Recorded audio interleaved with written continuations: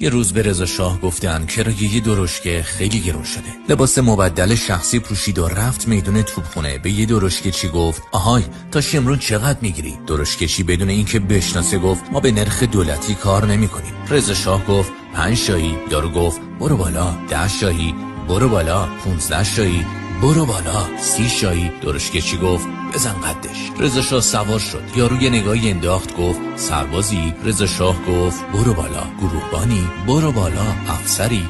برو بالا. فرماندهی؟ برو بالا. یارو گفت نکنه رضا شاهی؟ رضا شاه گفت بزن قدش. یارو رنگ و روش عوض شد. رضا شاه یه نگاه بهش انداخت گفت ترسیدی؟ گفت برو بالا. لرزیدی؟ برو بالا. شاشیدی؟ برو بالا.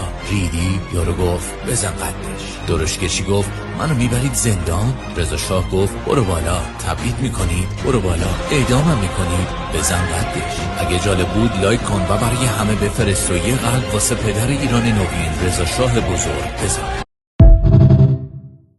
یه روز به رضا شاه گفتن کرایه درشکه خیلی گرون شده. لباس مبدل شخصی پوشید و رفت میدون توپخونه. به یه درشکه‌چی گفت آهای تا شمرون چقدر میگیری؟ درشکه‌چی بدون اینکه بشناسه گفت ما به نرخ دولتی کار نمی‌کنیم. رضا شاه گفت 5 شاهی. یارو گفت برو بالا. 10 شاهی.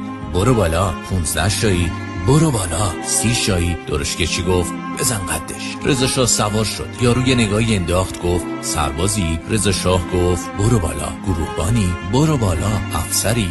برو بالا. فرماندهی؟ برو بالا. یارو گفت نکنه رضا شاهی؟ رضا شاه گفت بزن قدش. یارو رنگ و روش عوض شد. رضا شاه یه نگاه بهش انداخت گفت ترسیدی؟ گفت برو بالا. لرزیدی؟ برو بالا. شاشیدی؟ برو بالا.